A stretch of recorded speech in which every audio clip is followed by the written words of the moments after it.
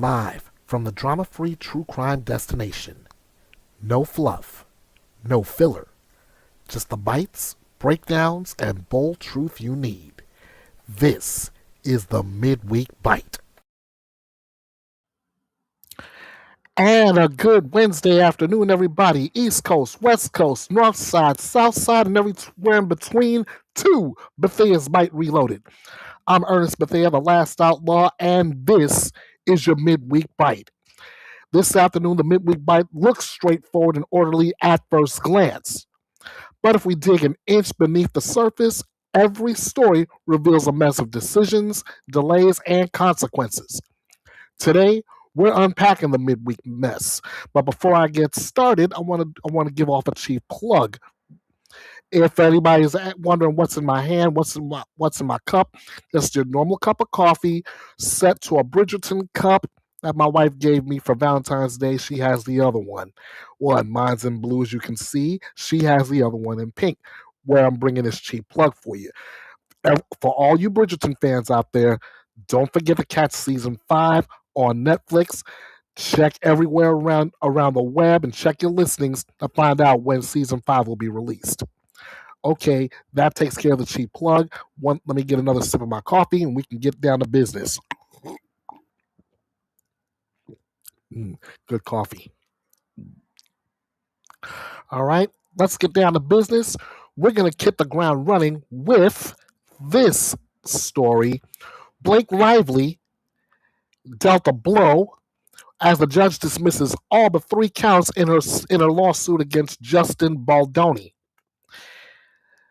Yep, the judge narrows the civil case against actress Blake Lively, dismissing most of those claims. Here's the deal. We're in my old haunting ground, New York City.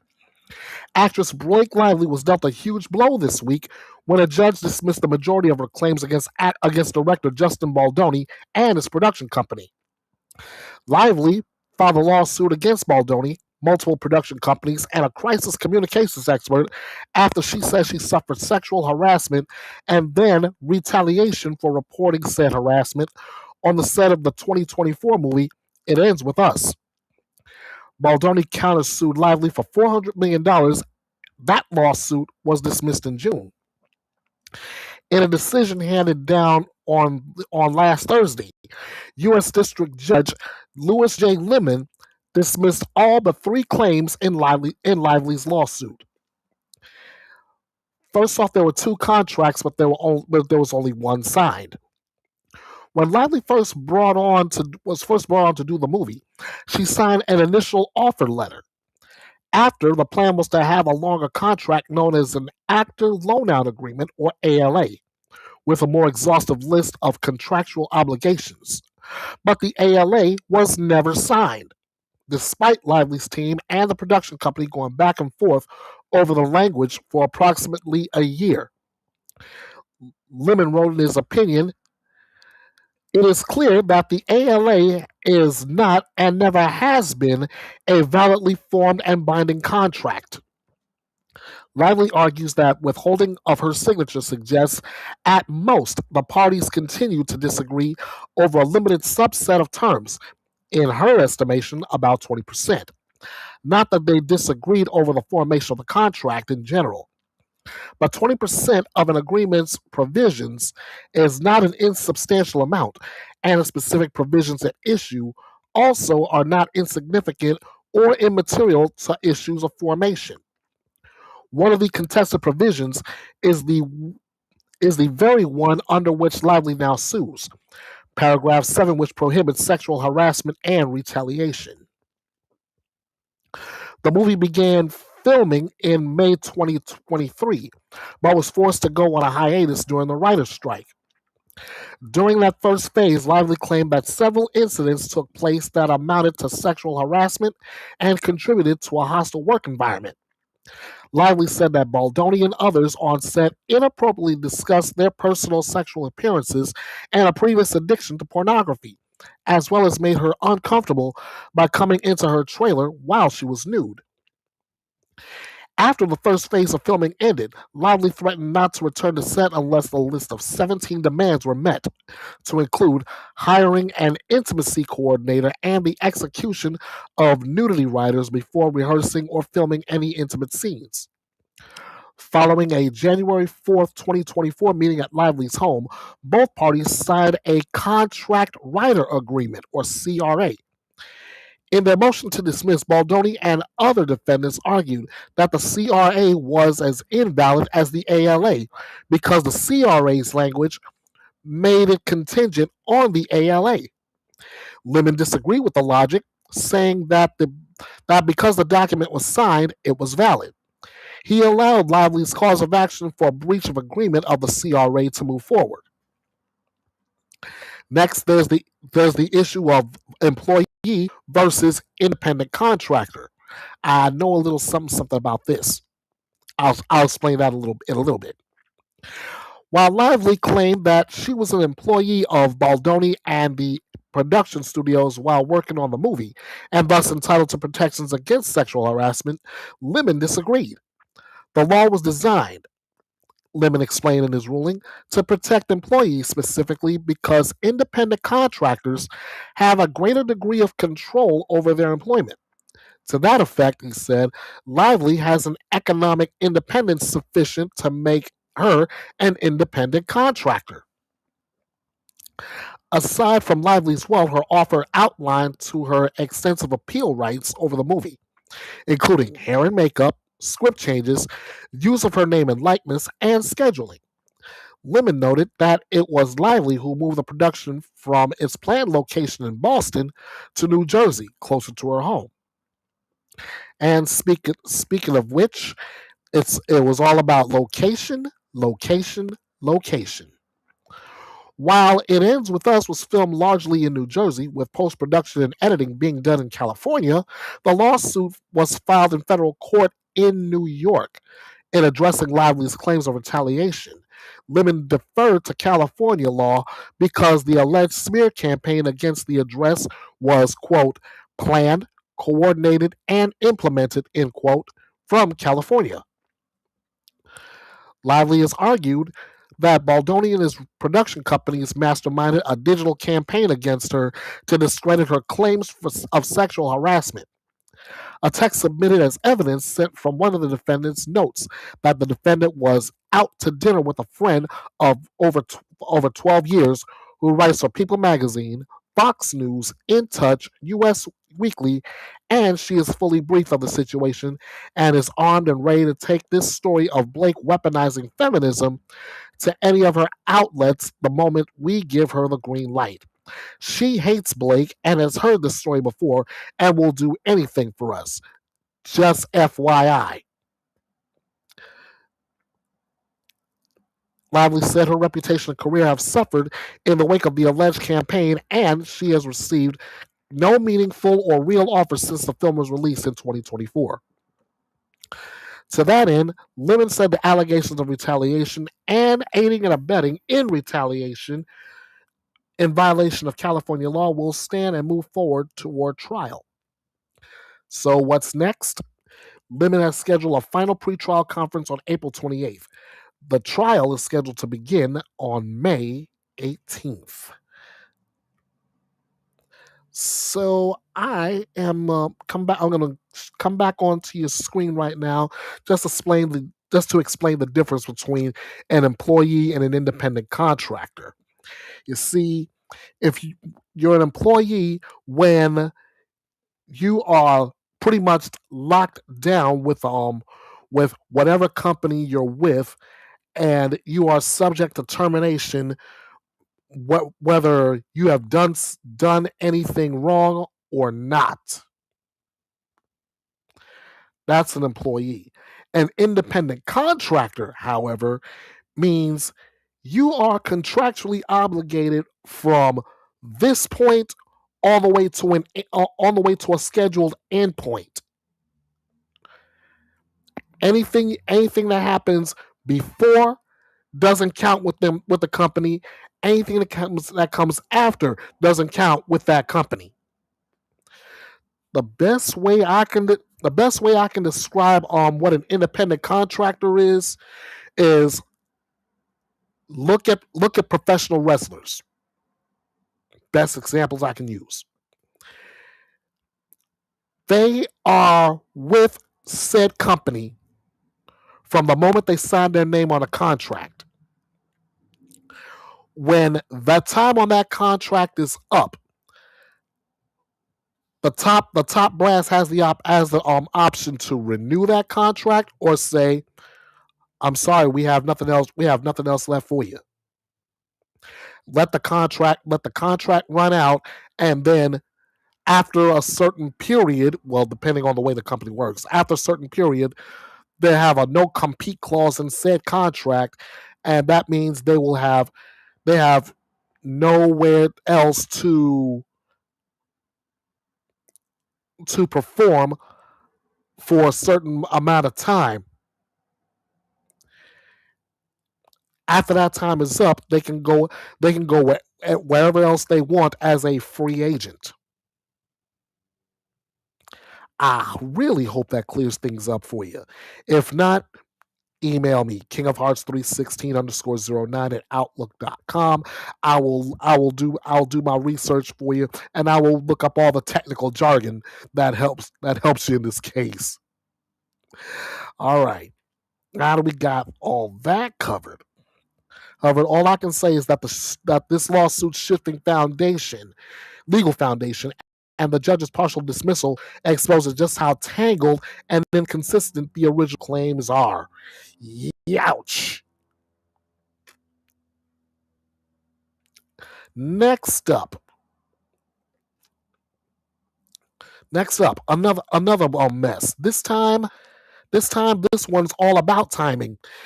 The state trial for Luigi Mangione.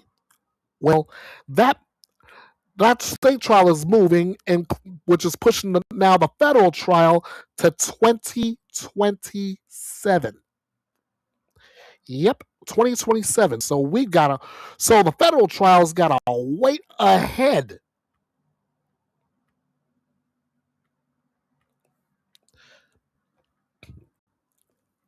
Yep. Yeah, that one's got a good long wait.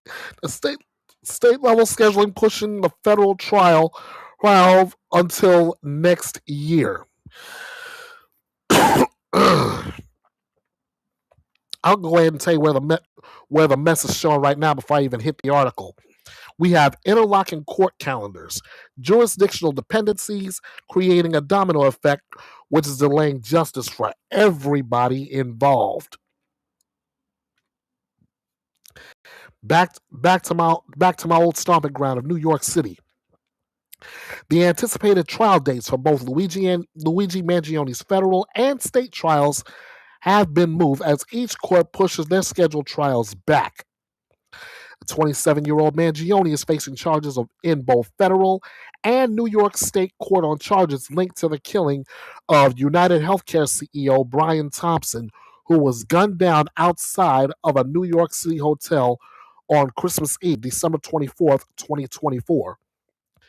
In New York, Mangione is charged with second-degree murder and criminal possession of a weapon. In federal court, he is charged with stalking charges that carry a potential sentence of life in prison.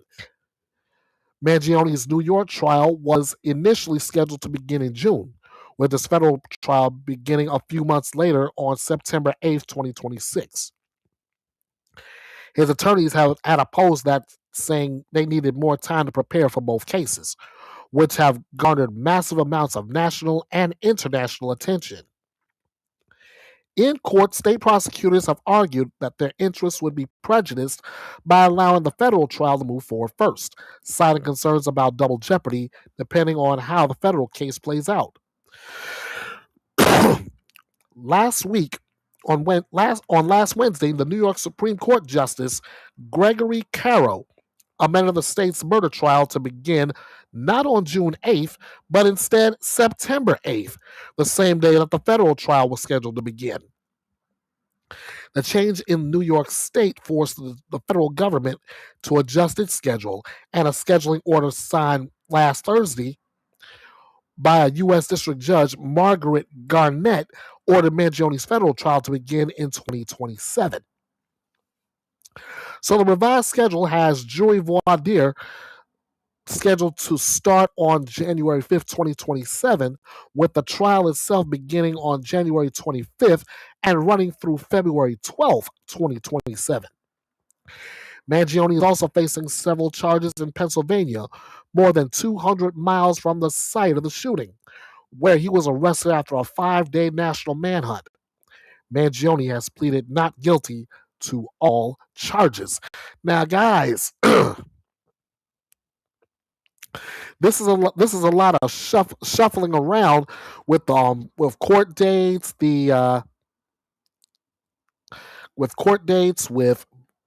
with charges and all this other great stuff. So now again we've got this set for September 8th for the state trial, and the federal trial jury selection beginning January 5th, 2027, with the trial itself beginning January 25th, going all the way through February 12th.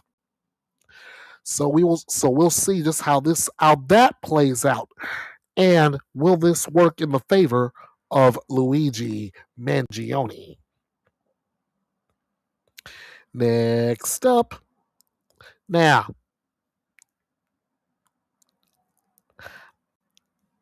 I'm the next one. I'm gonna let you know right now. I'm starting to hate it because I smell a plea deal in the works. And everybody who's watched an edition of Bethea'S Byte Reloaded knows how I feel about plea deals. In this case, the defense is saying that Lindsay Clancy is willing to stipulate to her involvement in the deaths of her children. Like I said, I smell a plea deal in the works. Clancy's attorneys have indicated she won't contest involvement, but the legal fight continues over her mental state and criminal responsibility. Oh boy. Let's go to Plymouth, Massachusetts. Accused killer Lindsay Clancy is renewing her request to split her upcoming murder trial into 2 parts. And to that effect, she says she's willing to admit to her role in the killings. Ladies and gentlemen, there's the rub. 35-year-old Clancy is charged with 3 counts of murder and 3 counts of strangulation or suffocation for allegedly killing her 3 young children. Clancy has pleaded not guilty and has indicated she plans to use an insanity defense, arguing she was in the throes of postpartum psychosis during the incident. Clancy's attorney, Kevin Reddington, had previously asked Judge William Sullivan to bifurcate the trial into 2 phases, with the first focused on proving she committed the crime, and the second focused on whether she possessed the ability to form the intent to commit the crime. Sullivan denied that motion, saying it would be nearly impossible to split the evidence apart and the process would be duplicative. Now Reddington has filed a new motion asking Sullivan to reconsider his ruling. The latest filing argues that the death of the children is not a live issue, and the defendant is willing to stipulate formally in writing to her involvement in the underlying conduct resulting in the death of the 3 children. With that understanding, the defendant submits that the only live issue for consideration at trial would be the defendant's state of mind as it relates to the defense of lack of criminal responsibility. Investigators say Clancy used exercise bands to kill her children, ages 5, 3, and 7 months, before jumping out of a second-story window at the family's Duxbury home. Prosecutors have pointed to evidence that Clancy plotted the children's deaths, going so far as to map out routes to send her husband away from the house on the day of the slayings. But Clancy has maintained that she had no responsibility for her own actions and was hearing voices telling her to kill the children. Prosecutors filed a response opposing the move to bifurcate the trial, saying that there is no case law that would support doing so, even in cases in which the defense argues that the evidence supporting a lack of criminal responsibility would be harmful to its defense against the merits of the case. The Commonwealth's response does not address the defense's offer to stipulate to Clancy's involvement. Clancy's jury trial is scheduled to begin in July. Now,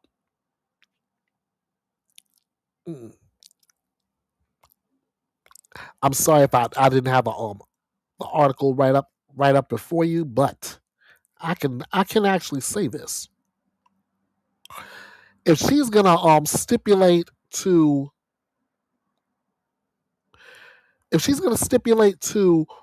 who what she did as far as the death of her kids, then she should have went ahead and pled guilty and got it over with. But like the article said, she's planning on using an insanity defense. So mental health issues, to no surprise, mental health issues is going to have a play in this. And even if she plans on using that kind of a defense, and I've actually looked this up, the judge is right. Even if she were to stipulate her involvement in her kids' deaths, there's absolutely no way that they're gonna split that case into two phases. She can stipulate to her involvement all she wants to, but it's doing her no good. She might as well just went ahead and said, "Okay, I did it. I'm guilty." But this is another one of those. Let's wait and see how this plays out. Kinds of stories. But you can see the mess on its own right there. The case is hinging on competing narratives of intent, mental health, and culpability, which is a legal and emotional maze. And somehow the defense is trying to find the fastest route out of that maze. All right, we're getting ready to we have a new case already underway right now, which is a serial killer cold case trial, Florida versus DeMaurice Hunter.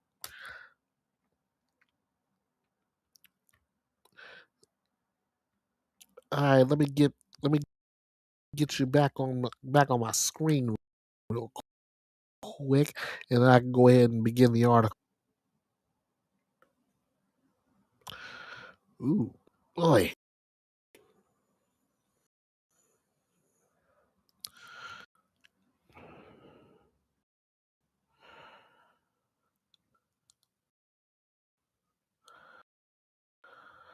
Oh boy.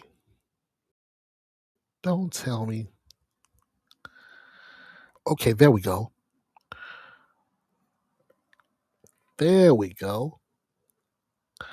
I should be going off your screen and onto the article right about now.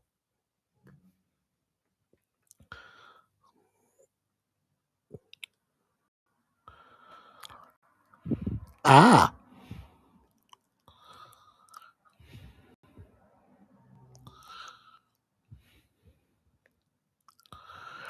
Oh, this is even better. Okay, check out the left side of your screen. Here's where we're going to start. We're going to go right to Orlando, Florida.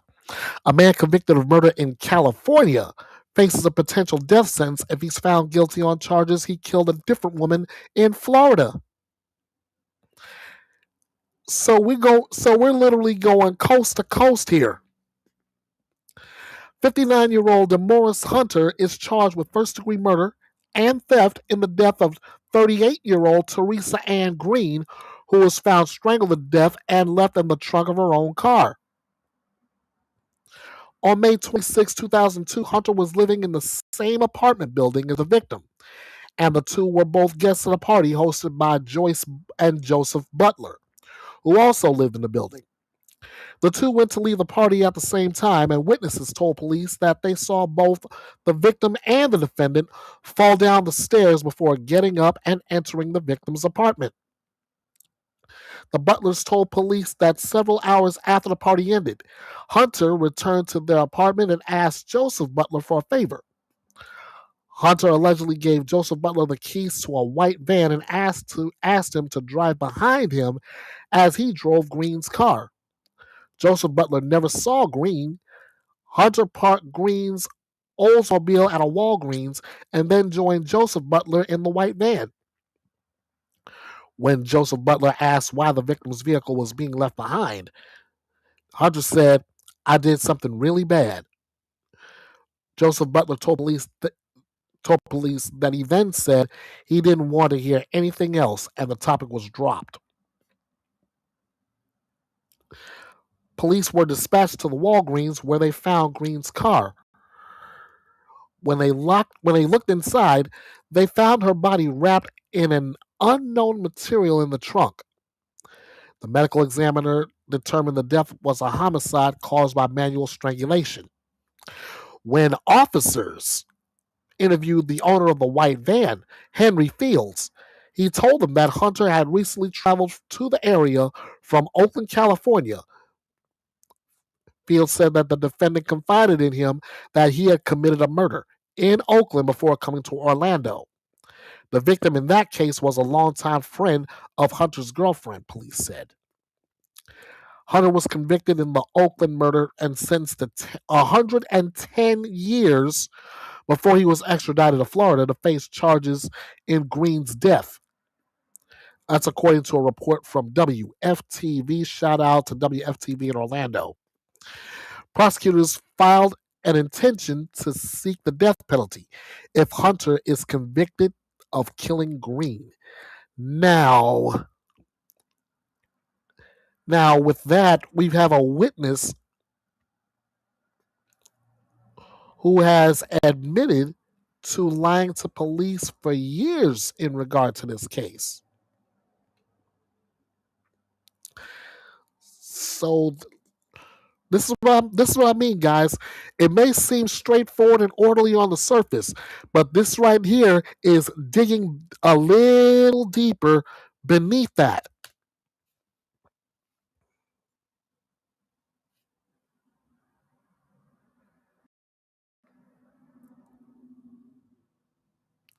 Give me 1 minute. Okay, good. All right. Still in Orlando, a witness delivered shocking testimony in a murder trial on this past Monday, admitting that she lied to police for years about her husband's involvement. Ooh-wee. Hold on, guys. I hope you all have your shovels with you because we're digging in with this article. Again, 59-year-old DeMaurice Hunter has pleaded not guilty to charges of first-degree murder and theft in the death of 38-year-old Teresa Ann Green. Green was found in the trunk of her own vehicle parked outside of a Walgreens in 2002. At the time of her death, Green and Hunter had lived in the same apartment building. The night Green was last seen, she and Hunter attended a get-together at another apartment in the building, occupied by Joyce and Joseph Butler. Joseph Butler testified on Monday that Hunter had reached out to him the next morning and asked him to help move the victim's car. Joseph Butler said Hunter gave him the keys to a van to drive while the defendant drove Green's vehicle. Joseph Butler testified that he never saw Green and had no idea she was dead in the trunk. Joyce Butler also testified that Hunter had come to their apartment in the morning and asked her husband for help, but she admittedly she initially lied to police, telling them that when Hunter called, he said that Teresa's car was in Sanford, Florida. Joyce Butler told the court she had lied because she didn't want the police to know that her husband had been involved. Later in depositions, Joyce Butler conceded that her husband had gone with Hunter to drive to Walgreens that morning, but had maintained for the last 24 years that she and Joseph Butler never spoke about Green. That changed on Monday when she testified that her husband actually told her that Hunter had said to him, "I messed up," and expressed concern that something had happened to Green. "I told him I don't want to hear what happened," Joyce Butler testified. Hunter's defense pressed her on the issue, noting her original story was, "I don't know anything about that." The medical examiner ruled Green's death a homicide caused by manual strangulation. She was found wrapped up in material in the trunk of her car that Hunter had parked outside Walgreens. Hunter had been previously convicted of 2 other homicides in California, where he was serving a 110-year sentence. If convicted of Green's death, prosecutors are seeking the death penalty in Florida. So, guys,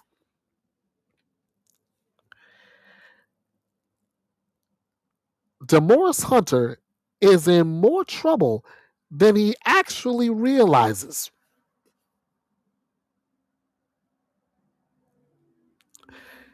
I mean, he is in serious jeopardy here. I mean, you're already convicted in California, about to serve 110 years. Then you add this to it. You're not if he's convicted, he's not making it back to California. He will die. He's going to die one way or the other, but he's going to die in Florida for this murder, or he could let him spend 110 years, if he survives that long, in California, and he's still going to die there.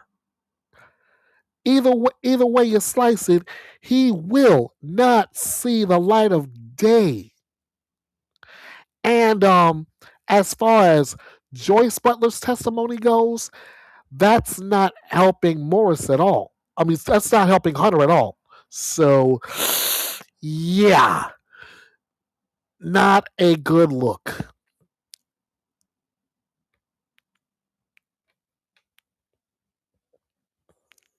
So where's the mess, Outlaw? Here it is. Long-term misinformation, delayed telling of the truth, and compromised evidence cloud the reliability of the entire case. There you go.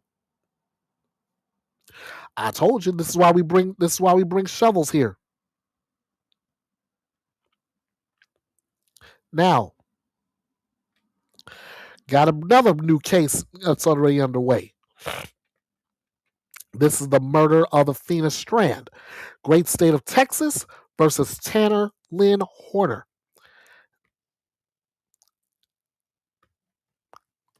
The little girl was just 7 years of age. Just 7.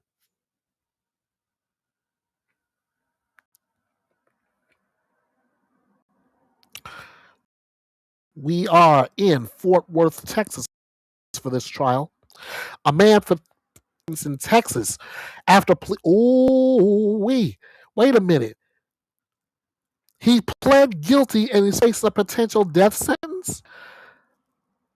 He pled guilty to killing a 7-year-old girl moments before his trial was supposed to begin. 35-year-old Taryn Lynn Horner has been charged with aggravated kidnapping and capital murder of a person under 10 years old in the death of Athena Strand, who disappeared from her home on November 30th, 2022. On Tuesday, yesterday, as the trial began, Horner pleaded guilty to the charges, meaning the jury seated will now only be tasked with determining whether he will face the death penalty. 7-year-old Athena lived at home with her father and stepmother and had been sorting laundry in a converted storage shed that served as her and her sister's bedroom when she disappeared. Athena's stepmother, Elizabeth Strand, called 911 at 6:41 p.m. after she was unable to find the little girl. Detectives on the case determined that FedEx had delivered a package to the Strand home during the time frame when Athena disappeared. They further found the package was delivered by a company contracted by FedEx called Big Topspin, working with the companies. The investigators were able to obtain video from the van that delivered the package that showed a young girl in the van talking to the driver, later identified as Horner. And I've got a picture of that to show you in just a bit. When he was approached by police, Horner allegedly admitted to talking to Athena and confessed that the child was dead. He said he had accidentally hit her with the van. And while she wasn't seriously hurt, he was worried that she would tell her father. Police said Horner said he panicked and decided to kill the child. When he attempted to break Athena's neck, it did not work, so he strangled her with his bare hands in the back of the FedEx van. Detectives wrote that in an arrest affidavit, reviewed by Court TV. Horner allegedly led police to an area approximately 15 miles away where Athena's body was found in the water. So that's the breakdown of where the case stood. This is the evidence that backs all that up. There's a photo of the 7-year-old in the FedEx van before her murder.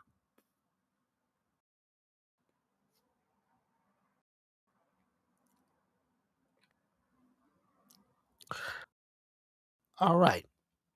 Emotions ran high in Texas courtroom Tuesday as the penalty phase began for a man who admitted to killing 7-year-old Athena Strand. Tanner Horner was set to stand trial for Athena's murder, but in the moments before the proceedings began on Tuesday, he abruptly pleaded guilty to capital murder in the child's death. Because prosecutors are seeking the death penalty for the defendant, the jury is still required to determine sentence. Prosecutor Patrick Berry laid out the case in his open statement for the jury, telling them that Horner, who was working for a company contracted to deliver packages for FedEx, came across Athena before kidnapping her and killing her in his van. You're going to hear what a 250-pound man can do to a 67-pound child, Berry said. And when I say it's horrible, I mean it. I've been doing this for 25 years, and I promise you, buckle up. Berry said that among the evidence the jury will be shown is a recording from inside the van where Strand was killed. While the video was obstructed, the audio recorded what happened. The one thing you're going to hear, that is something you can't unhear, is the level of fight that a 7-year-old girl has when she's facing down certain death. We talk about warriors in America. I'll tell you that little girl right there is a warrior. She fought with the strength of 100 men.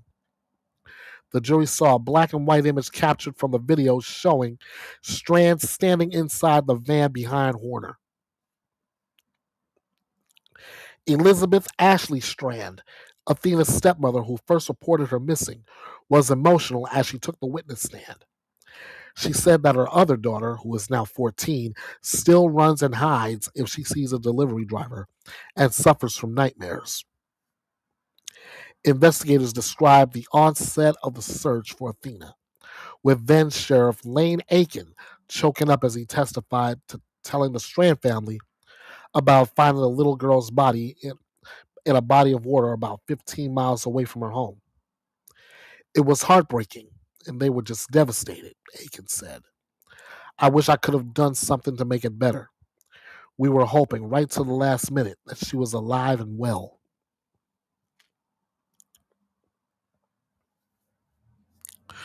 FBI Special Agent Patrick McGuire said that Horner gave investigators a number of different stories. First, claiming he didn't remember the house, and then saying he had abandoned his deliveries that afternoon because he had gotten sick. Records reviewed by investigators showed that the FedEx package left at Strand's home was the last package he delivered that day. Though he never marked it as being delivered, inside the package were Barbies Elizabeth Strand had ordered for the girls. In his opening statement, Horner's defense attorney pleaded for mercy on his client's behalf, saying that he was born to an exotic dancer who drank alcohol while pregnant. He described the defendant as suffering from mental illness for his entire life and also noted that he was exposed to lead as a child. Horner's penalty phase is expected to span 2 weeks. Guys, give me 1 second to absorb all that in before I comment on anything. Just give me a moment.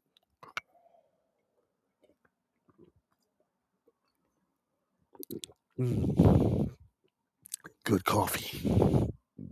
All right. Let me go back to the defense's opening statement. Quick.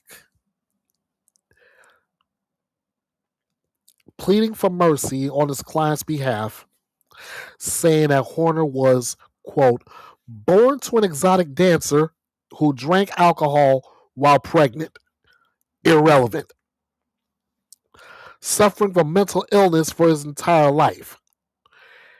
Even if that was the case, I'm surprised he didn't plead not guilty by reason of insanity.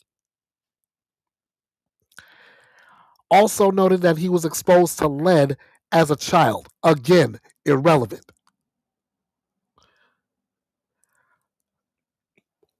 Let me come back to you and I can give you the easiest theory I can give.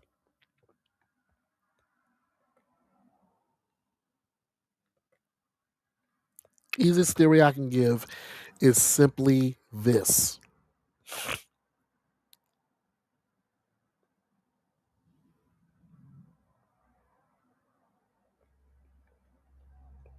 Easiest theory I can give you is simply this. He kidnapped that girl.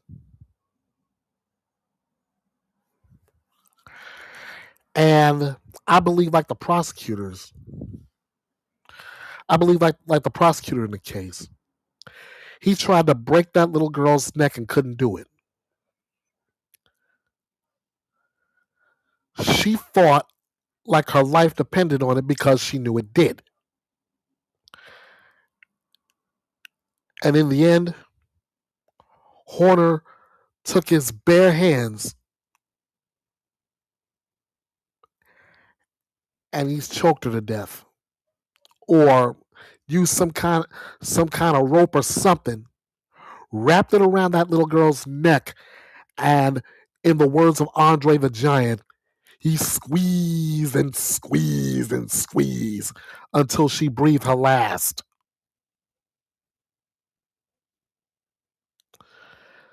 So if I had to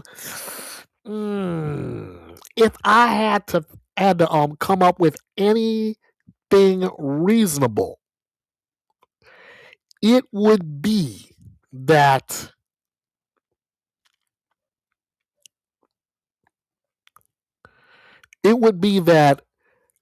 guilt got a hold of him, which is why he would go ahead and plead guilty to everything. And it's now left to a jury to whether to punish him by death or something else. This ain't no plea bargain here. He openly, flat out, admitted he was guilty right before the trial even started. What does that tell you? I know what it tells me. But then again, I'm not one of those 12 in the box. But if I were, I think all of you who have watched many editions of Bethea'S Byte Reloaded would know which way I would vote. But I'm just saying. All right, let's see what we got on the docket next.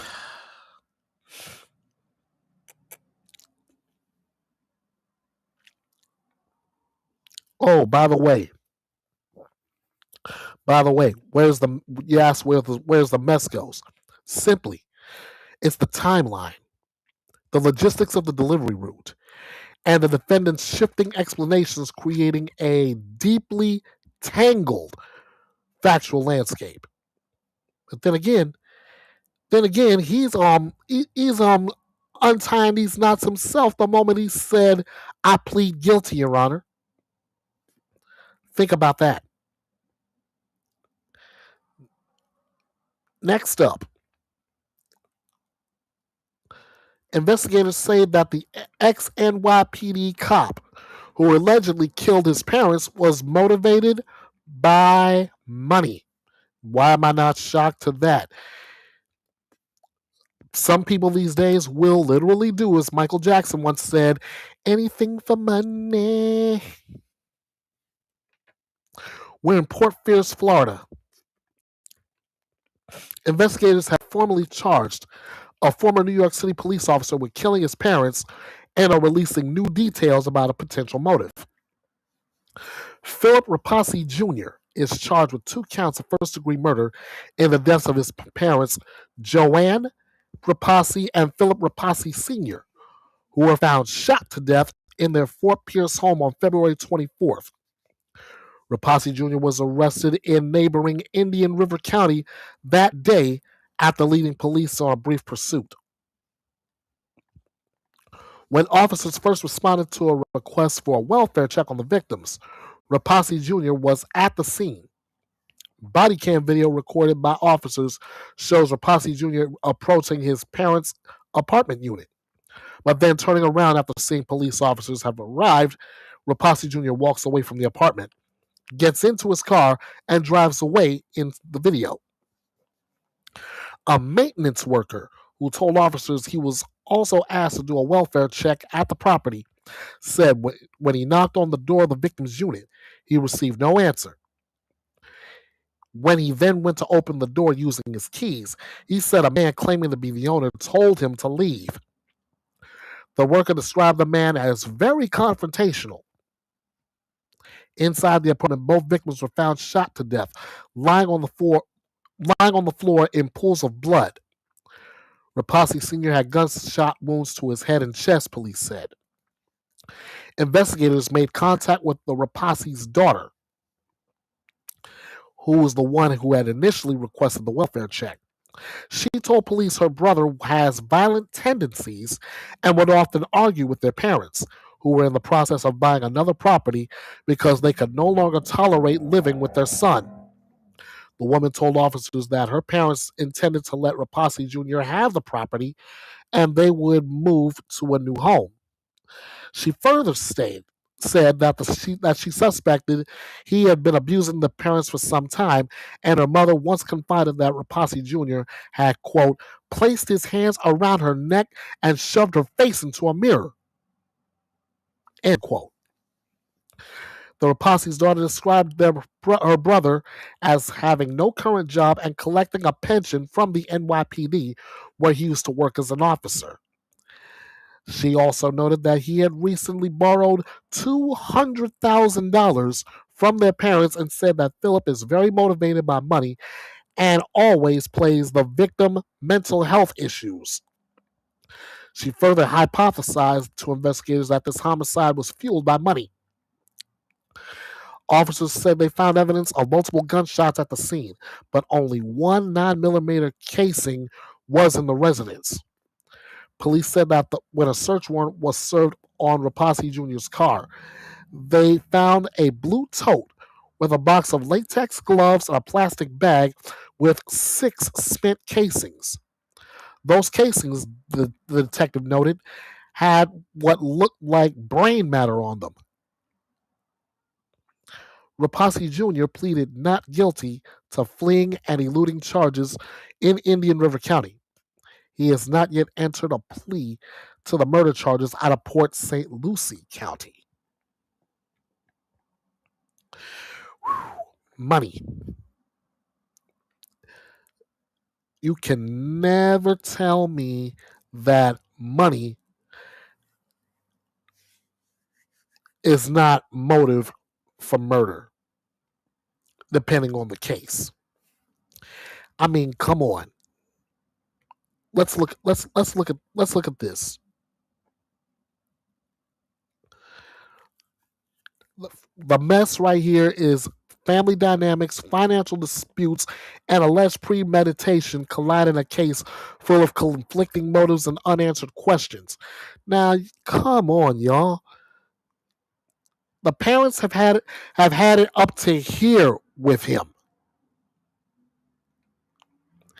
They're willing to buy a brand new place and give them the current property where they're already at, just to give them a sense of protecting their own peace.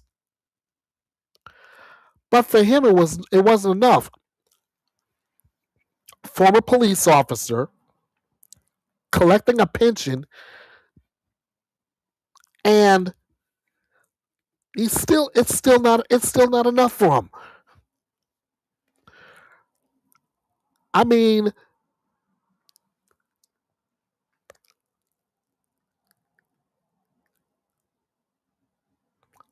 now let me tap into my wrestling fan self. Vince McMahon and the $1 Million Man will tell you flat out, it's all about the money. It's all about the money.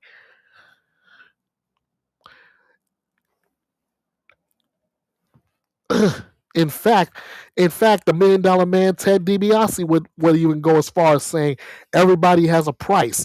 In his case, the price in Rapasi's case, it was the price was the lives of his parents, and he took that allegedly.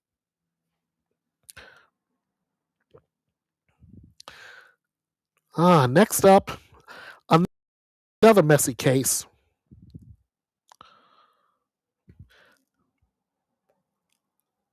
Yes, I'm saying I'm keeping the theme. I'm still following the theme here. This is another messy case. A paramedic is pleading not guilty to killing his wife with eye drops. Although he's denying that. He is pleading not guilty. He is denying that he killed his wife with eye drops. Let me actually take you to the article. Go along with me, because the next place we're going now is Mount Holly, North Carolina.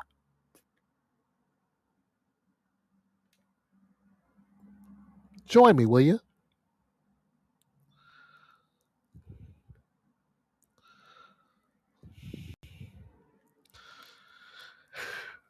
A paramedic appeared in court on Monday on charges he killed his wife with eye drops for an insurance payout. Here we go again. Man, this is where I wish I had sound effects for this.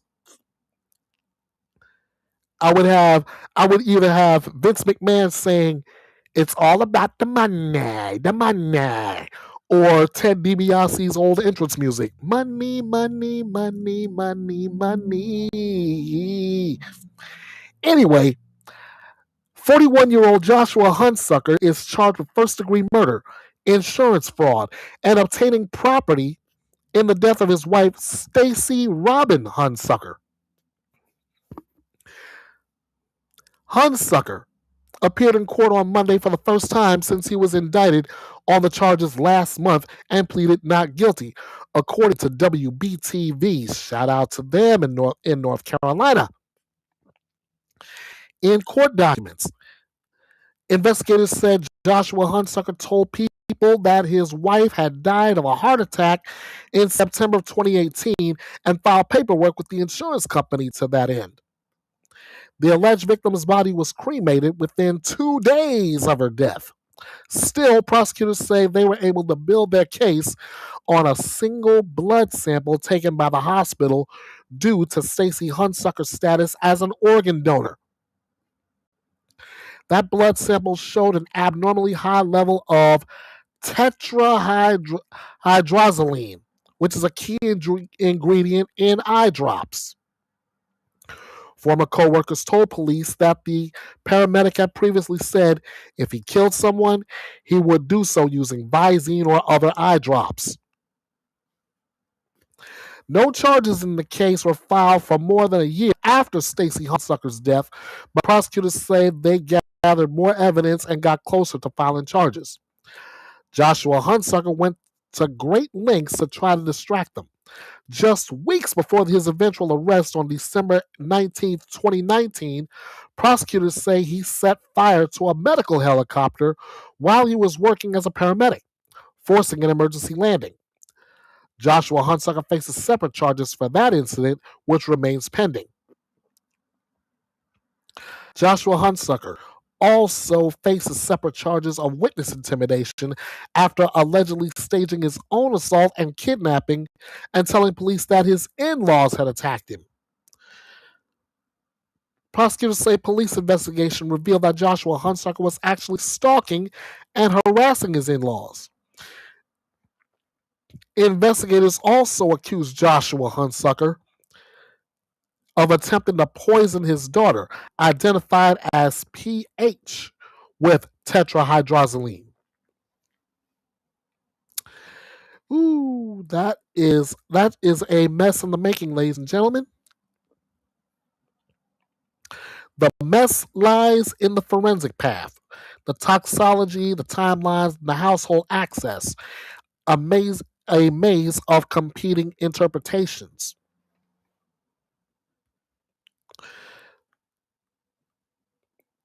I mean, come on.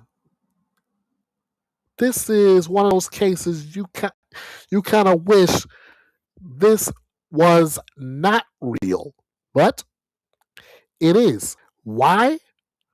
Money.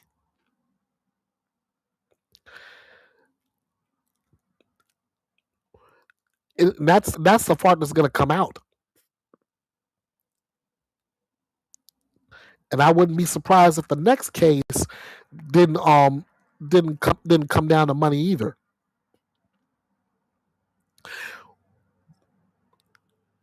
But for this particular article, it kind of resembles something I'm following as well in a different case. Follow me here. A former reality TV contestant charged with murder agrees that the judge can stay on the case. Now, the reason why I said it kind of reminds me of another story that I'm following, it's because of the defendant in that case is trying his hardest to judge off his case. Excuse me. I'll explain that in just a moment. But first, we're in Troy, Ohio. A man accused of killing his wife and attempting to stage the scene to look like a burglary appeared in court on Monday, where he agreed to allow a judge to remain on his case. 39-year-old Caleb Flynn is charged with multiple counts of murder and tampering with evidence in the death of his wife, Ashley Flynn, who was killed in the daughter's home, in a couple's home, on February 16th. He has pleaded not guilty to all charges. At a brief hearing on Monday, Judge Janine Pratt said that both the prosecution and defense had jointly signed a waiver of potential conflict of interest, allowing her to remain on the case. Pratt explained that she had recently hired a staff attorney who was previously working for the Miami County Prosecutor's Office during the period when Ashley Flynn's murder was under investigation. The attorney in question, who was not named in court, had no involvement in the investigation, the strategy, or the prosecution of this case, and primarily performed civil work for the office, Pratt said. The attorney left the prosecutor's office before the indictment was presented to a grand jury, and their involvement was likely limited to filing a public records request. Caleb Flynn, in shackles, raised his right hand to be sworn in as he confirmed that he had no problem with Pratt remaining on the case. Prosecutors said Caleb Flynn called the police to report a burglary in progress and that his wife had been shot. Detectives say there was no burglary. Ashley Flynn was a mother to two daughters, a seventh grade teacher, and a volleyball coach. The defendant appeared on the 12th season of American Idol, but did not advance past the preliminary rounds. Caleb Flynn is due to return to court on this Friday, when both sides are expected to argue a motion over the non-dissemination of evidence ahead of trial. Until that hearing, attorneys have been asked not to speak about the case. The defendant remains behind bars, with his bond previously set at $3.5 million. So what we have is a murder defendant withdrawing objections to the presiding judge. The mess, the back and forth over judicial bias claims highlights procedural friction behind the scenes. But with both the prosecution and defense signing off on that waiver, and the defendant himself saying, "I have no problem with this judge staying on the case," that should not even be an issue at all now. But a mess is a mess is a mess is a mess. And speaking of messes, continuing with the theme, Matthew Farwell. Prosecutors say that Matthew Farwell's DNA is on the murder weapon that killed Sandra Birchmore. Uh-oh.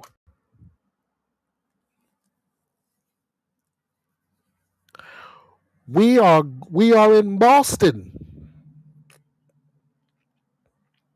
Federal prosecutors have revealed new evidence in their case against a former Massachusetts police officer accused of killing his mistress as part of their fight to keep the defendant behind bars.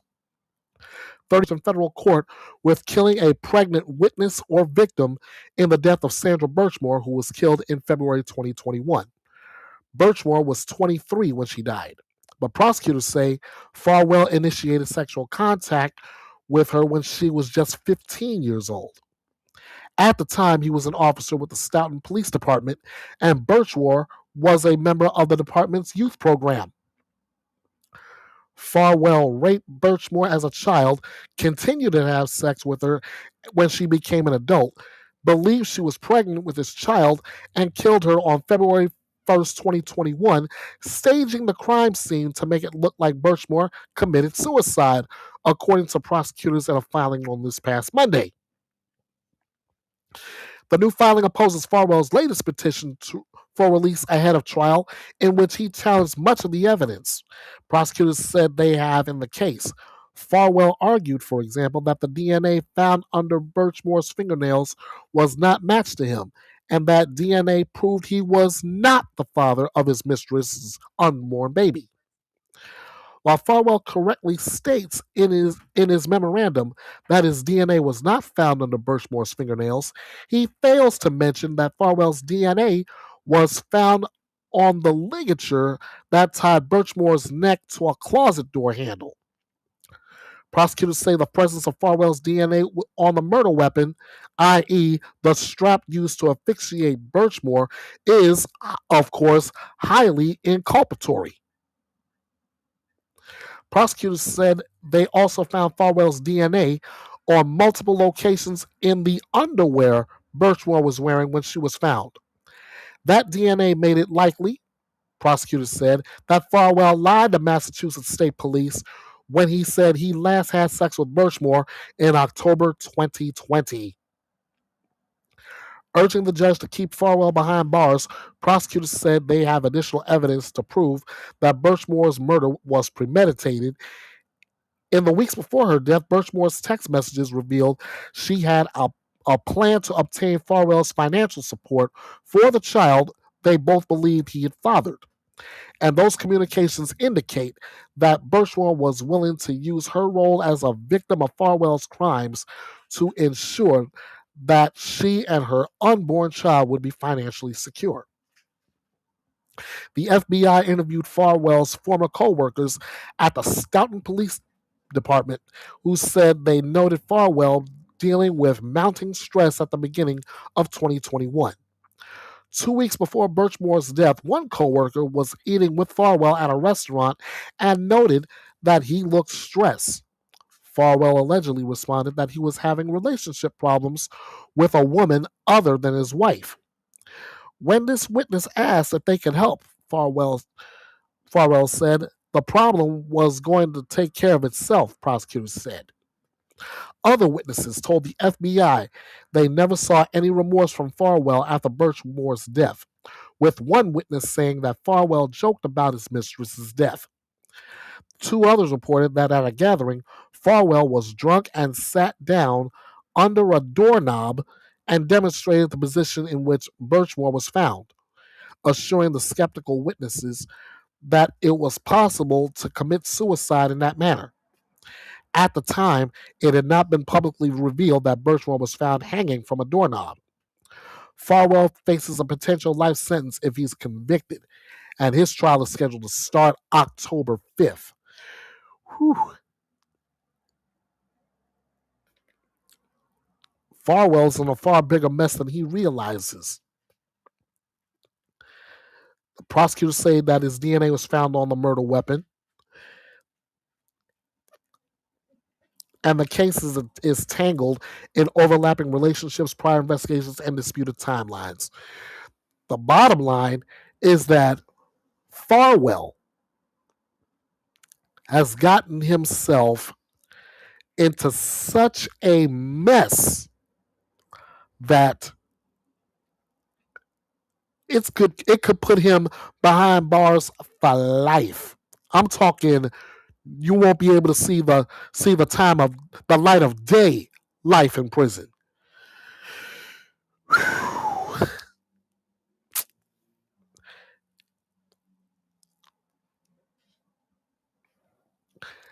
And all because he had an affair with someone other than his wife and trying to silence the fact that she was pregnant by him. Yeah, that's real smart. Next on the docket is something else messy. Prosecutors say a man stabbed a woman upwards of 16 times in a random violent act. 16 times, and the attack was random? The heck you say? Unprovoked, the attack was. The prosecutors say the attack was random and extremely violent. I'll let you guys be the judge. We're in Stuart, Florida. A Florida man. Oh, how does many articles like that start? A Florida man held in jail without bond after prosecutors say he attacked and killed a woman at random. 25-year-old Kirsten Francelis is charged with first-degree premeditated murder. Investigators have not released the identity of the victim and have only described her as someone in her 70s who was unknown to the suspect. Deputies with the Martin County Sheriff's Office were called to a community in Stuart for a report of a man behaving suspiciously. At a news conference, Martin County Sheriff John Budensick if I'm pronouncing his name correctly, said that a number of residents had reported Francis going door to door, knocking, and then asking whoever answered where the new bank was. Budensick told reporters that there are no new or existing banks in the residential community. Budensick described the incident as an extremely violent random act of violence. The first deputy who arrived on the scene reported seeing Francis actively stabbing the victim who was on the ground. A good Samaritan was also present trying to pull Francis away when the deputy pulled out his gun and ordered Francis to stop. Budensick said he immediately dropped the weapon and complied.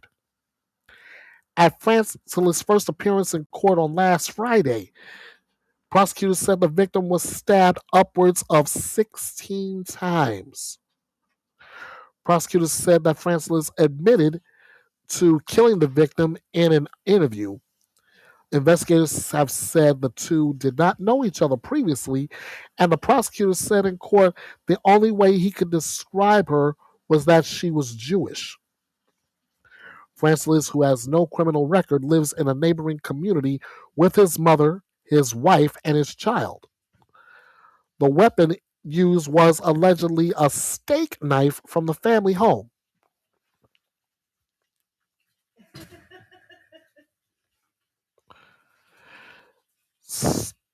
The mess is the so-called randomness. It raises questions about the motive, the mental health, and misintervention points. That I can agree with.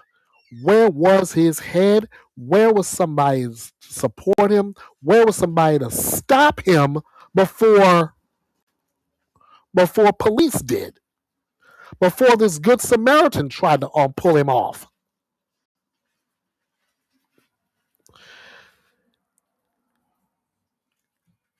That's something we have to wait for more investigative work to be determined.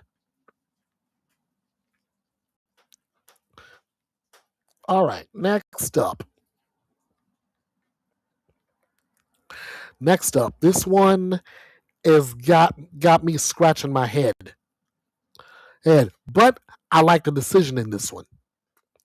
No bond for a woman who allegedly drowned her infant in a toilet and then buried the body in the yard.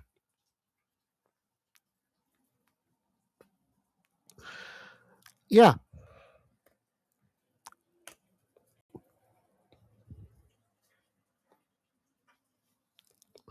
We are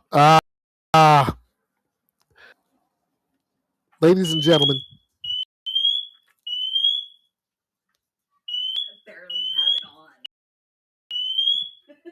Excuse me one second.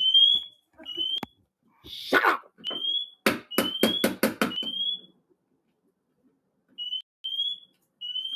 can't make it shut up. Shut up.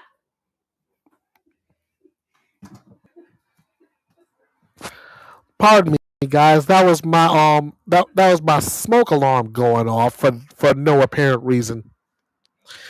Anyway, back to this article. No bond for a woman who allegedly drowned her infant in a toilet and buried the body in her yard. I was going to say before my smoke alarm went off, why is it that some of the strangest stories I get all come from Florida? Drop me a word in the comments and let me know.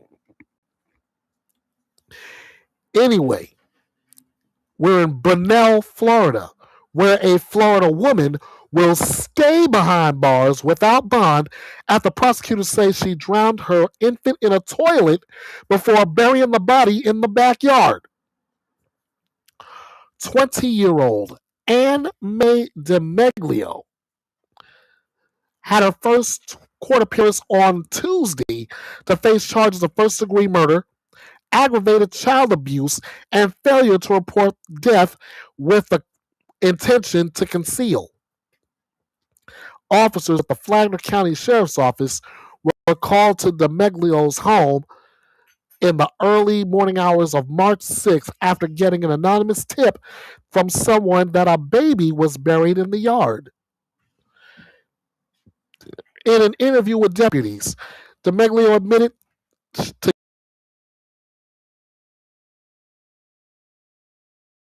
giving birth early and observed significant blood. Officers wrote in a charging affidavit reviewed by Court TV. She reported watching the infant moving inside the toilet with its head partially submerged, hearing it cry and waiting until it stopped moving and crying. D'Amelio allegedly told officers that she removed the infant from the toilet with a towel, then put the baby into a duffel bag and stashed it in her bedroom closet before going to school, where she performed in a play that day. After returning home, detectives said she reportedly buried the infant in a shallow grave. Officers were led to the disturbed ground, where they brushed away dirt and apparently saw a small human leg. Investigators released no details about the infant other than saying it was female and weighed 3.6 pounds. D'Amelio is due to return to court on April 21st. My God almighty.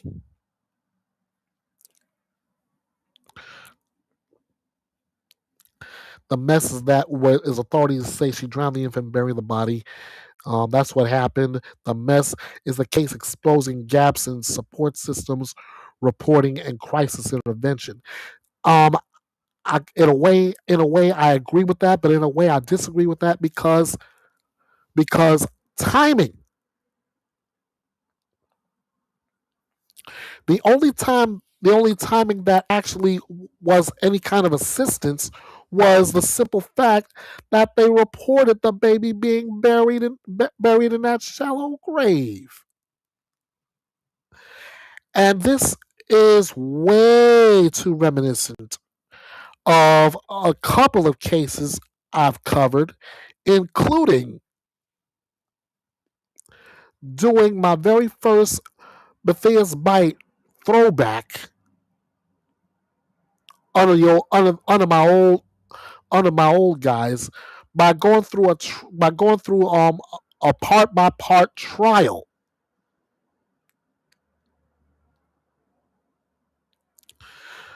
of Brooks Schuyler Richardson. But this is just I really don't know what to say.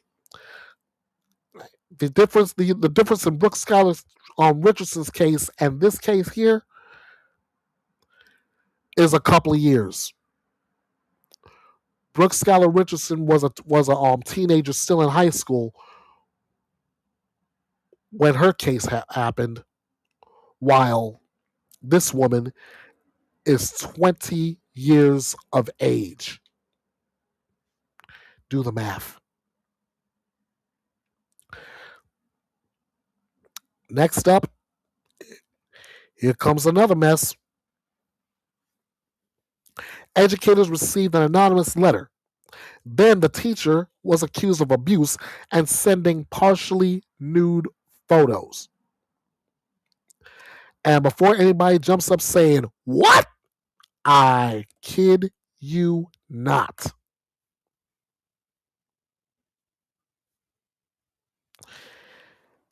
Yeah.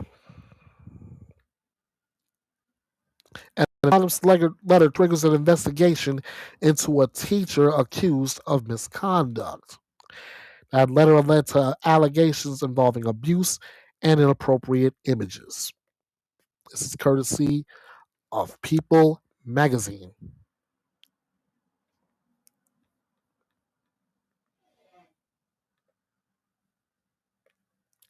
All right, here we go. First, the need to know portion, of course, because this is People magazine, of course. A Kentucky high school teacher accused of sexually abusing a student was arrested. The teacher, Mary Hannah Mattingly, also allegedly sent partially nude photographs to said student. She's charged with sexual abuse and procuring or promoting use of a minor by electronic means. I could end this right here. But as you know, with People Magazine's crime section, they break this down. They break it down before hitting you with all the details. In this case, a Kentucky high school teacher is accused of sexually abusing a student and sending partially nude photos. 31-year-old Mary Hannah Mattingly, a teacher at Bardstown High School, was arrested on March 30th after police alleged they were informed she was in an inappropriate relationship with a student. Mattingly is further accused of having sexual contact with and sending partially nude photos to the student. That's according to the Bardstown Police Department in a news release, excuse me. According to the department, Mattingly is charged with sexual abuse and procuring or promoting use of a minor by electronic means. WDRB reported this citing a statement from Bardstown City Schools that the district first received an anonymous letter which, quote, alleged inappropriate conduct between a female substitute teacher and a student. The letter was received on March 26 per the report, and the school immediately placed her on administrative leave. It had been going for several months, Detective Eric Williamson told WDRB, and social media was the main avenue for the communication. It is not immediately clear if Mattingly has entered a plea. Now, let's see. Where's the mess? What does the mess show? The mess was the anonymous reporting, the institutional response, and digital evidence, creating a messy, high-stakes administrative puzzle. And I don't blame them. Get through that mess, get the right one, and if she's convicted, one, she'll never teach again. I guarantee that. Two, she's going to spend significant time behind bars. And here comes the kicker, number 3. She must register as a sex offender. Her name will be in the registry for quite some time. So now, knowing all that, and hopefully I can get my screen back. There we go. I am going to go to my captions if I can get there. You know what? Never mind. I'm just going to go ahead and, well, maybe I can. Maybe I can. Give me just a. Oh yeah, I can. All right. So I'm gonna put up this this caption just for the sake of this public address announcement. If you or someone you know has been the victim of sexual abuse, you do not have to remain a statistic. You are not alone in this. There is someone always available to help you. You're just a text message away. You are asked to you type in the word strength, STRENGTH, to the crisis text line at 741-741, and you will be connected to a certified crisis counselor. Again, the word is strength, and the number is 741-741. Contact somebody Let them know what your situation is, and there is someone available to help you. Get in contact with them right now and get the help you need.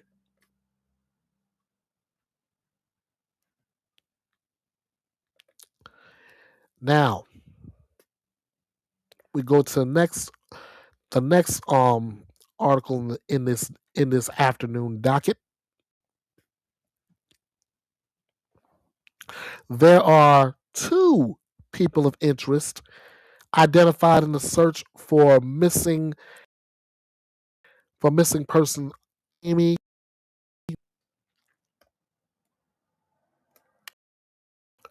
This is according to a private investigator.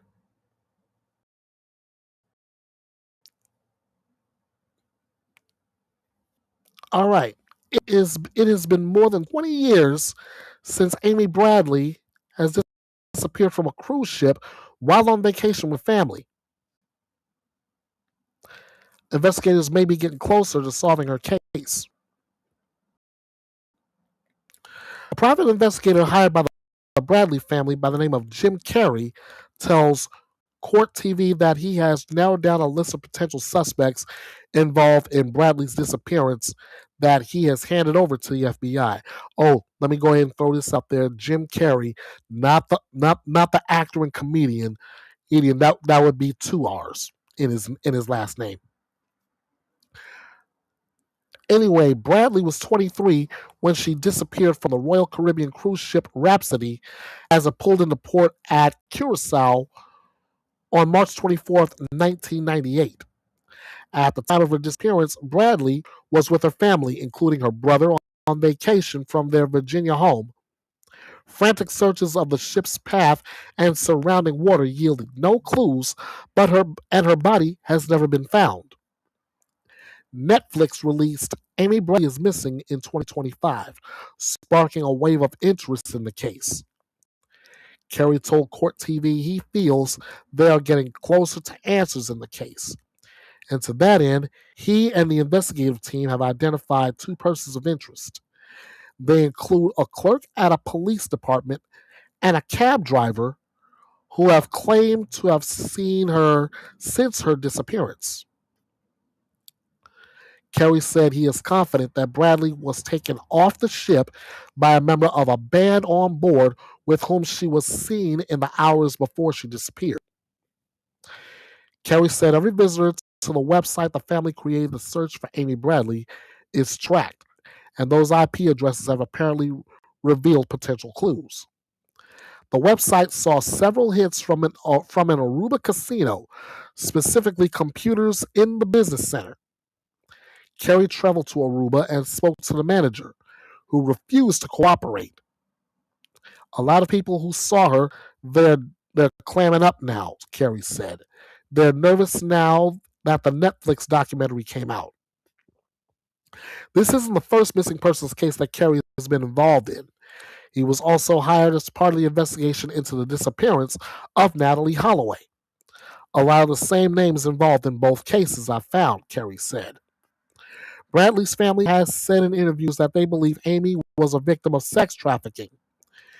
Carey said the clues he's managed to find give weight to that theory, including a series of letters he said he found in the Holloway investigation that referred to the girl from the cruise, quote unquote. While some investigators have argued that Bradley may have fallen off the ship or intentionally have taken her own life by jumping overboard, her brother Brad Bradley flatly denied the possibility of an August 2025 interview with Court TV. We know she didn't jump, he said. She was never willing to go near the rail at any point during the cruise. We know she didn't accidentally fall. For more information on Amy's case, you're asked to visit the family's website at amybradleyismissing.com. Tips can be sent to amybradleyismissing@gmail.com, or you can call in those tips at 804-789-4269. Again, the website is amybradleyismissing.com. The email address is amybradleyismissing@gmail.com, and the number to contact is 804-789-4269. And as I always say with any missing persons case, if you see something, please say something. That way we can do something. If she's alive, let's bring her home safe. If not, let's bring whoever's responsible to justice.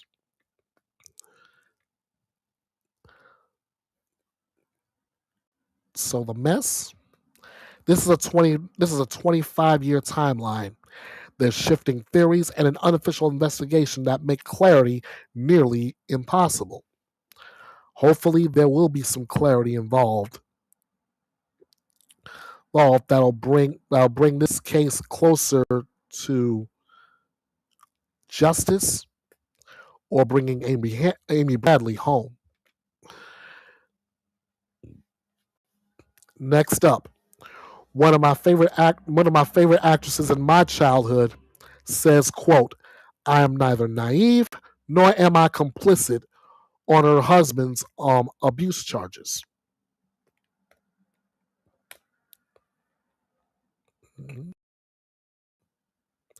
Actress Melissa Gilbert is responding publicly finally to charges against her husband, Timothy Busfield. Actress Melissa Gilbert is speaking out in defense of her husband, flatly denying charges of child on the set of a television show. By the way, this article is coming out of New York City again. Actor 68-year-old actor Timothy Busfield is charged with 4 counts of criminal sexual contact of a minor under 13 in New Mexico after allegedly touching a then 7-year-old boy inappropriately. The alleged misconduct allegedly took place on the set of the show The Cleaning Lady, on which Busfield was serving as both an actor and director. Melissa Gilbert, who rose to fame on the television series Little House on the Prairie, married Busfield in 2013 and has supported him through the allegations.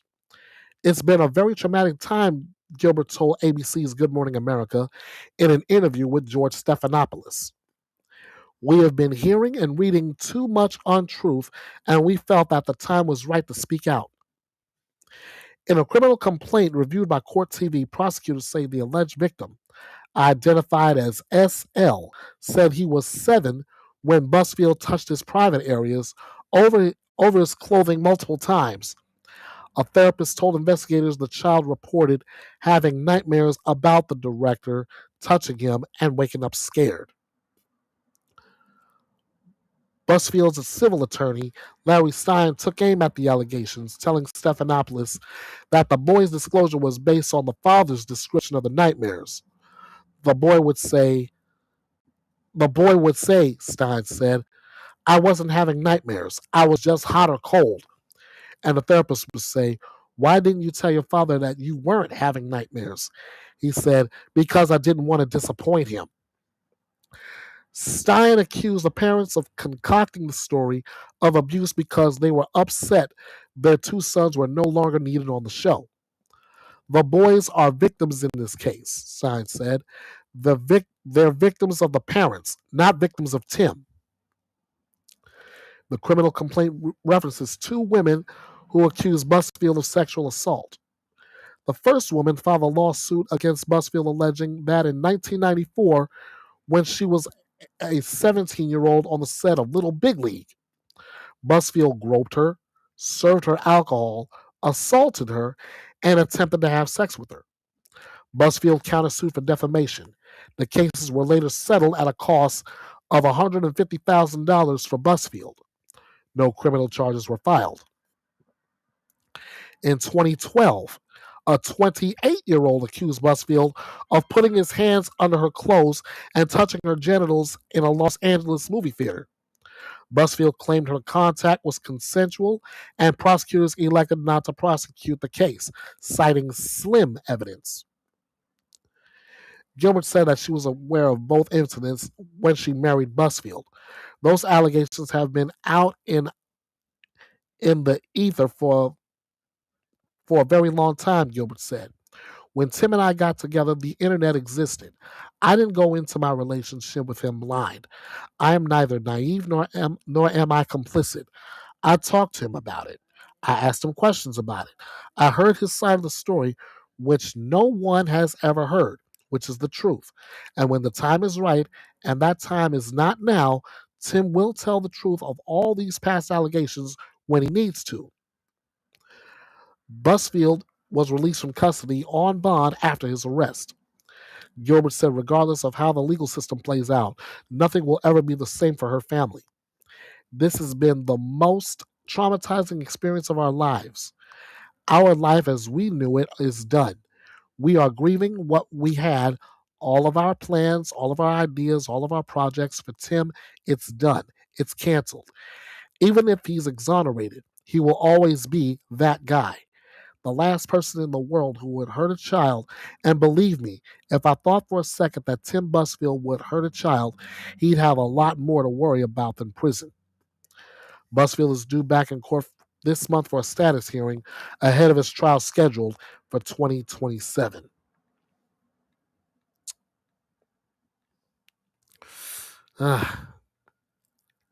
And of course, this is a mess.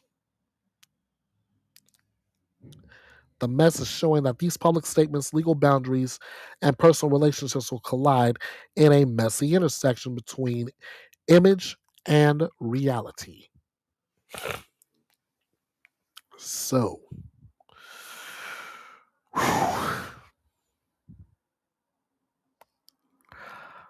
of course, I go back to the same question I always ask whenever there's a case where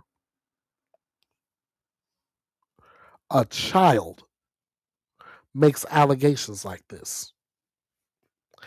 And that question is usually, why wasn't this reported immediately?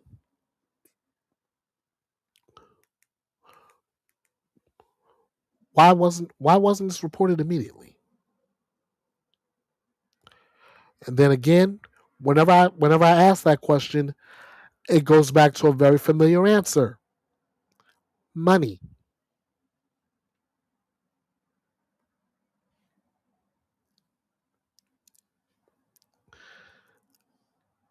And now, my final article in this midweek mess is that a Utah mother killed by her husband and her two kids severely wounded in a tragic murder suicide. Yes, it is a mess.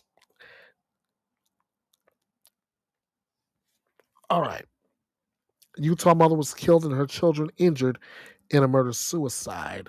Police say the husband killed his wife, wounded the children, and then took his own life.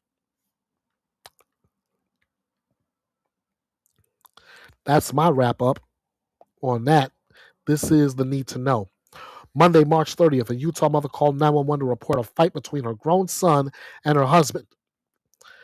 Police said, that's according to police, while the woman, 61-year-old Kayleen Allred, was on the phone, gunfire rang out and she told the dispatcher people inside of the home had been shot.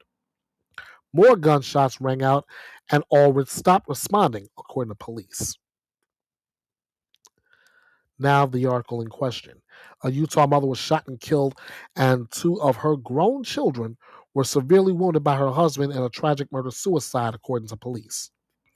On Monday, March 30th, just after 10:30 p.m., 61-year-old Kayleen Allred of Kearns was on the phone with a 911 dispatcher when shots rang out inside her home. That's according to Unified Police Department PIO Sergeant Amy Race telling People magazine. Allred called 911 at 10:27 p.m. to report a domestic dispute between a stepfather and son, saying there were threats of a weapon and that alcohol and drugs were involved. While she was on the phone, gunfire rang out. with Allred telling the dispatcher that people inside the home had been shot. At 10:33, the dispatcher at 10:33 p.m., additional shots were heard and Allred stopped responding. The dispatcher could hear screaming inside the home.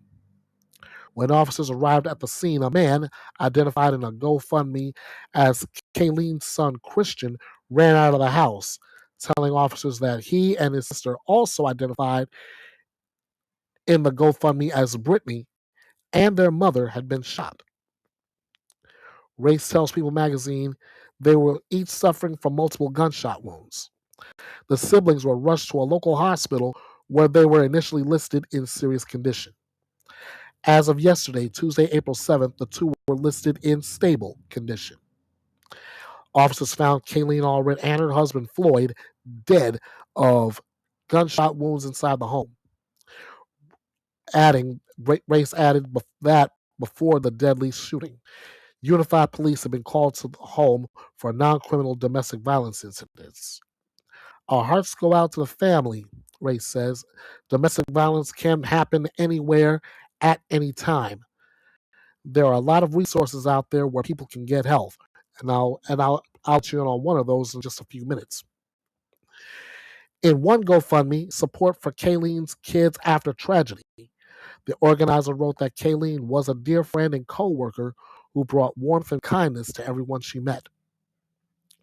Her kids, the organizer wrote, were hospitalized and are now facing not only the emotional pain of losing their mother, but also the challenge of recovering from their own injuries. Funds raised will help to defray funeral costs and help pay for hospital bills. In another GoFundMe, support Brittany and Christian after shooting. The organizer wrote that the two siblings were recovering after being shot multiple times by their stepfather in a senseless act of domestic violence. Their mother, Kayleen, was killed before the stepfather took his own life. Brittany is one of the most loving and caring people you'll ever want to meet. She has already faced numerous medical battles of her own, and despite it all, she has never stopped showing up for the people around her, the fundraiser read. Christian is a young father with a little girl who needs him home and healthy.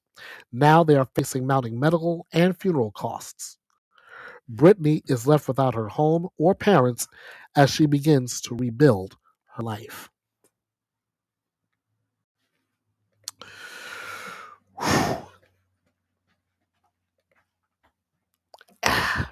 And the mess shows domestic violence cases often reveal unseen histories, missed warning signs, and systemic blind spots. And that, I believe, is what we have in this particular instance. So now I give you another public service announcement. If you or someone you know has experienced domestic violence, another statistic, you don't have to be. Another victim, you don't have to be. Another name on the on the docket or on the blotter, you don't have to be. You are asked to call the National Domestic Violence Hotline. That number is 1-800-799-SAFE, 1-800-799-7233. All calls are confidential. Help is available 24 hours a day, 7 days a week, in more than 170 languages. Again, that number is 1-800-799-SAFE, 1-800-799-7233, or you can get in touch with the hotline, www.thehotline.org. Get help and get out of that situation right now. Call the National Domestic Violence Hotline, 1-800-799-7233. safe.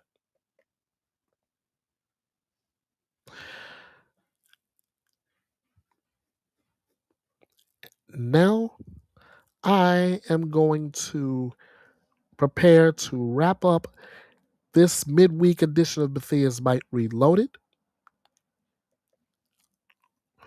with this statement.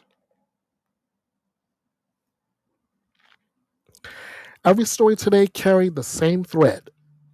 The deeper you look, the more the mess reveals itself. Period. That's all I got. That's the Midweek Byte. Facts first, clarity always. I want to thank you for joining me for this week's edition of the Midweek Byte. The facts, the updates, and the cases shaping the week so far. We stay drama-free, we stay fact-driven, and we stay focused on what matters. Thank you all so much for joining me. I'm Ernest Bethea, the Last Outlaw. We'll see again soon. And for now, this is Bethea'S Byte, and it's red.